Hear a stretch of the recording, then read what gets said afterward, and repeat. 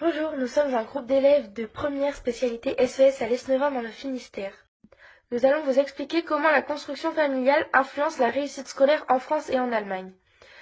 Pour réaliser notre enquête, nous avons bénéficié de l'aide d'Anna Lali, une élève allemande venue dans notre lycée pendant 1 an.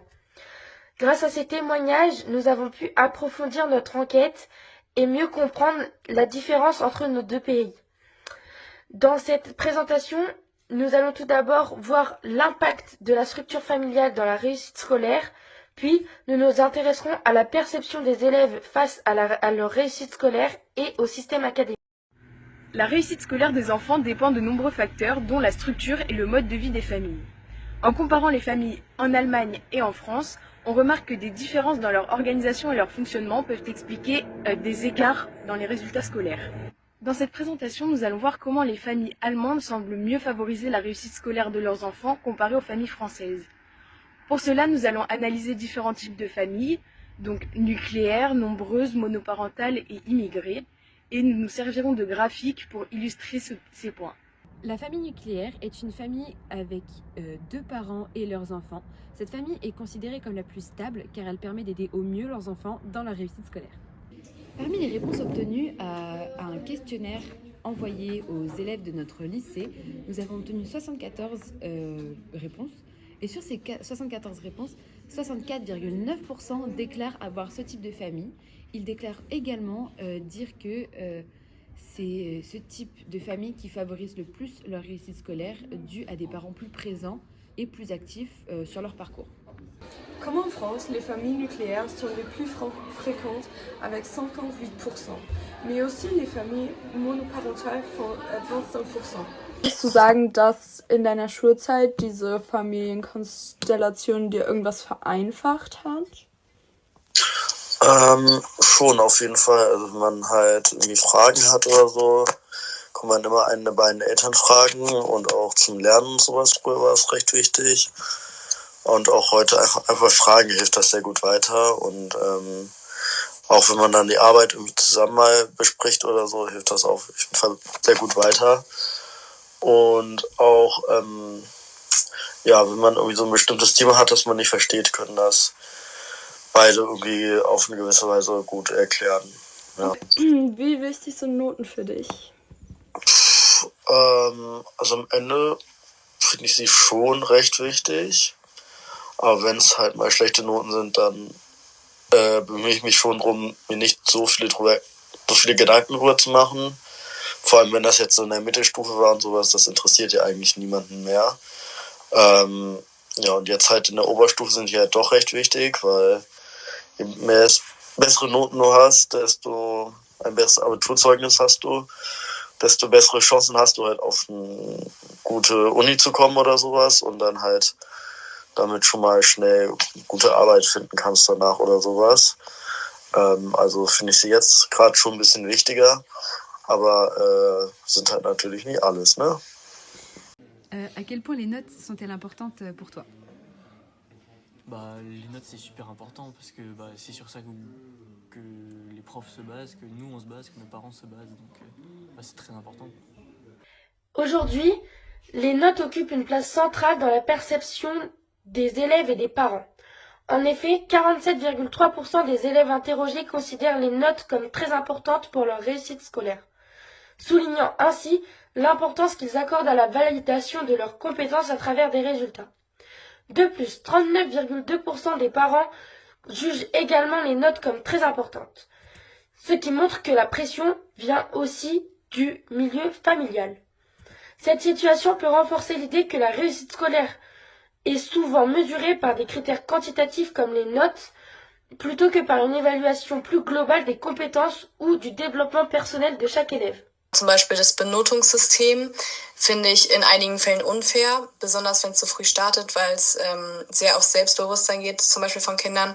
Und es hat, denke ich, auch viel Zusammenhang mit Depressionen generell, weil sehr viele Menschen oder besonders junge Schüler davon so beeinflusst werden, dass sie dadurch wirklich depressiv werden, nicht zur Schule gehen wollen, Freunde verlieren und so weiter, weil sie eben ihren Wert nur auf ihre Noten beziehen. So, wie wichtig sind dir Noten? ziemlich sehr wichtig. Okay. Und wie wichtig sind Noten für deine Eltern? Ja, schon wichtig, aber auch mal eine schlechte Note ist nicht so schlimm. Okay, und hattest du jemals das Gefühl, dass du aufgrund deiner Familienkonstellation zurückgehalten wurdest? Nö, gar nicht. Wenn, dann hatte ich ja Vorteile dadurch. Okay, inwiefern? Insofern, dass ich einfach Blickwinkel aus unterschiedlichen Kulturen und unterschiedliche Sprachkenntnisse hatte und das in der Schule anwenden konnte. Du coup, j'ai grandi avec deux modèles de scolarité, je pense, le modèle malgache et français, mais j'ai jamais vraiment vécu ce modèle dans notre pays. Donc je pense que je connais, mais je comprends d'un côté au niveau économiquement et tout ça. Et je pense que le modèle français est vachement enrichissant pour la culture d'un enfant et on accompagne vraiment l'enfant, contrairement au modèle malgache en fait. Les familles immigrées rencontrent certains défis, notamment liés à la langue et à l'intégration. Les élèves ayant au moins un parent immigré représentent 2,7% des répondants. Ces élèves font face en général à une forte pression scolaire, souvent liée aux attentes élevées de leurs parents vis-à-vis de leur réussite. Cependant, cette catégorie est très hétérogène. Certains parents apportent un soutien scolaire actif et précieux, tandis que d'autres, souvent en raison de barrières linguistiques ou culturelles, ont plus de mal à accompagner leurs enfants dans leur parcours scolaire. Il y a des gens pour qui le bac en Allemagne n'est pas obligatoire. En revanche, pour la plupart des élèves, c'est important pour rendre leurs parents fiers d'eux et pour trouver un bon travail. Le bac est-il important pour toi et ta famille? Oui, le bac est très important parce que c'est la porte d'entrée vers le travail. Et mes parents m'ont dit que minimum je devais avoir le bac. Donc oui, c'est important. Et ensuite on verra.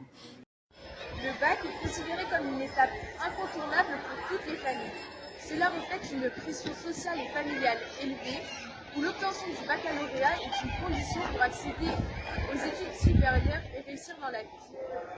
Cette exigence nous montre que dans la majorité des familles, réussir le bac est vu comme un objectif majeur pour la réussite scolaire des enfants, peu importe leur milieu familial.